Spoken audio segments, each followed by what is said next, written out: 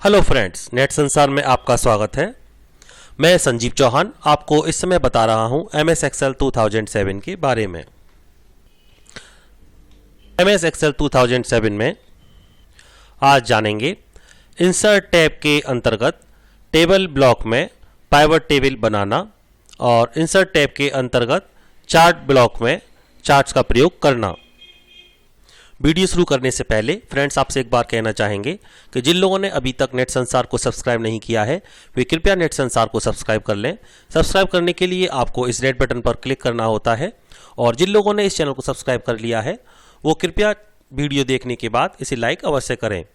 यदि चैनल से संबंधित आपकी कोई शिकायत है तो आप वीडियो के नीचे दिए गए कमेंट बॉक्स में अपनी शिकायत और सुझाव हमें दे सकते हैं। आइए अब जानते हैं एक्सेल पर पाइवट टेबल किस प्रकार बनाते हैं। इसके लिए इंसर्ट टैब में टेबल ब्लॉक के अंतर्गत पाइवट टेबल का प्रयोग करके हम पाइवट टेबल बनाएंगे। पहले आपको बता दें, हमने एक जो डेटा दिखाया है आपको उसमें स्टूडेंट्स के नेम है, सेमेस्टर है और उन्होंने जो फीस पेड की है किसी भी इंस्टीट्यूट में वो उनकी फीस है, अमाउंट पेड। और यहाँ आप देख सकते हैं जैसे सेमेस्टर, आप चाहते हैं हर सेमेस्टर का अलग अलग योग आपको दिखाई दे या हर स्टूडेंट्स के द्वारा जितना टोटल पे किया गया है वो आपको दिखाई दे, यानी कि वर्गीकृत करके डेटा को और उसका अलग अलग परिणाम प्राप्त करना। इसके लिए हम पाइवट टेबल का प्रयोग कर सकते हैं। इसके लिए आपको करना क्या होगा, सबसे पहले आप जिस डेटा को पाइवट बनाना चाहते हैं उसको सेलेक्ट कर लें। माउस की सहायता से हम इसे सेलेक्ट कर लेते हैं। इसके बाद पाइवट पर जाएंगे, उस पर क्लिक करेंगे और पाइवट टेबल विकल्प को चुनकर उस पर माउस की सहायता से लेफ्ट क्लिक कर देंगे और ये नया बॉक्स आने पर आप देख सकते हैं क्रिएट पाइवट टेबल के नाम से जो मेनू आता है, विंडो खुलकर आती है। उसमें आपसे पूछा जाता है कि आप जो पाइवट टेबल बनाना चाहते हैं वो नई वर्कशीट पर बनाना चाहते हैं तो इसके लिए आप न्यू वर्कशीट विकल्प को चुन लें। और यदि आप चाहते हैं कि आपकी पाइवट टेबल उसी सीट पर आए जिस पर हम काम कर रहे हैं तो इसके लिए एग्जिस्टिंग वर्कशीट का विकल्प आप चुन सकते हैं। हमें नई वर्कशीट बनानी है इसलिए हम न्यू विकल्प पर क्लिक कर देते हैं और ओके क्लिक करते हैं और अगली सीट पर आप देखेंगे पाइवट टेबल आपको दिखाई देगी और आपके सीधे तरफ दाहिनी तरफ पाइवट टेबल फील्ड लिस्ट, इसमें आप देख सकते हैं जो भी आपका डेटा था उसके जो हेडिंग्स थे वो उनके नेम यहाँ दिखाई देंगे, जैसे स्टूडेंट्स नेम, सेमेस्टर, अमाउंट। और इसमें अब आप देख सकते हैं जैसे आपको अमाउंट प्राप्त करना है और स्टूडेंट के नेम के साथ साथ जैसे आप देखेंगे स्टूडेंट नेम पर हमने क्लिक किया तो सारे स्टूडेंट्स के नेम आ गए और अब हम चाहते हैं इनका पेड अमाउंट, तो आप देख सकते हैं किस स्टूडेंट ने कितना पेड किया है, उनका अमाउंट उनके सामने है और ग्रांड टोटल नीचे दिखाई देगा।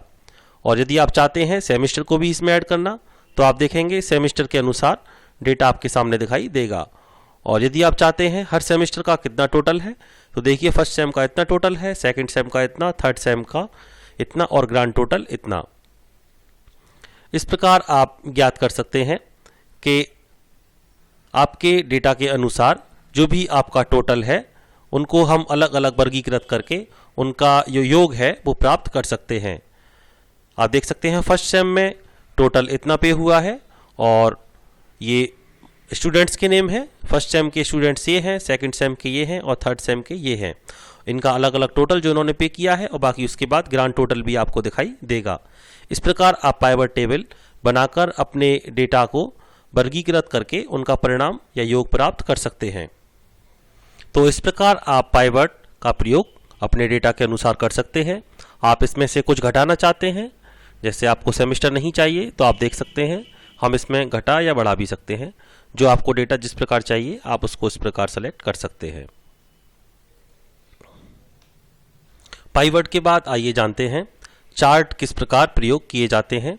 तो सबसे पहले हम अपनी सीट पर ही चलते हैं जिस पर हमने डेटा बनाया था। उसके बाद आप इंसर्ट टैब में जाएंगे और आप देखेंगे चार्ट ब्लॉक। चार्ट ब्लॉक के अंतर्गत कई प्रकार के चार्ट आपको दिखाई देते हैं, column chart, line chart, pie chart, bar chart, area, scatter, other. इसमें से आप जिस किसी प्रकार को चुनना चाहते हैं उसको अपने डेटा के अनुसार चुन सकते हैं। पहले आपको डेटा पर क्लिक करना होगा और इसके बाद आप एक चार्ट का प्रकार चुन सकते हैं। जैसे हम इसमें से कॉलम चुनते हैं और आप देखेंगे 2D column, 3D column, cylinder, cone, pyramid. इसमें से जिस किसी प्रकार को आप चुनना चाहते हैं, जैसे मान लीजिए हम पिरामिड पर क्लिक कर देते हैं, तो जिस प्रकार से पिरामिड होते हैं उस प्रकार से आपका डेटा दिखाई देता है। और यदि आपको ये पसंद नहीं है तो आप डिलीट बटन को दबा दें, कीबोर्ड की सहायता से ये हट जाएगा। और आप किसी दूसरे प्रकार में अपने चार्ट को देखना चाहते हैं तो आप उसका प्रयोग कर सकते हैं। जैसे इस बार हम सिलेंडर पर प्रयोग करते हैं और आप बात देखेंगे अमाउंट पेड और ये आपके सेमेस्टर, इस प्रकार से आपका डेटा दिखाई देगा। यदि आप इसको कम और ज़्यादा करना चाहते हैं तो आप इस डेटा को माउस की सहायता से जहाँ जहाँ इसके कॉर्नर होते हैं वहाँ से खींचकर बड़ा कर सकते हैं। इस प्रकार से आप देखेंगे आपके डेटा में यहाँ नेम है, ये फर्स्ट सेम के हैं, सेमेस्टर के हिसाब से स्टूडेंट्स के नेम है और उनका जो ग्राफ है, कितनी फ़ीस उन्होंने पेड की है, अमाउंट पेड, आप देख सकते हैं। ग्राफ को इस प्रकार से दिखाई दे जाएगा।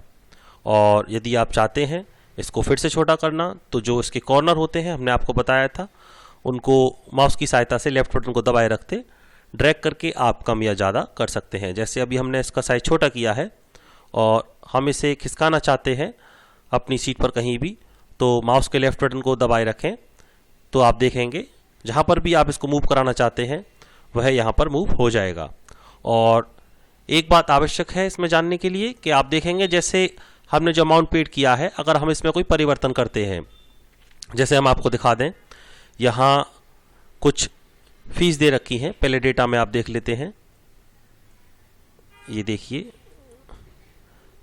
ये थर्ड सेम में मोहन शर्मा, इनका जो ग्राफ है यानी कि अमाउंट पेड है ये 1000 समथिंग है और हम इसको कम या ज़्यादा करना चाहते हैं अपने चार्ट में।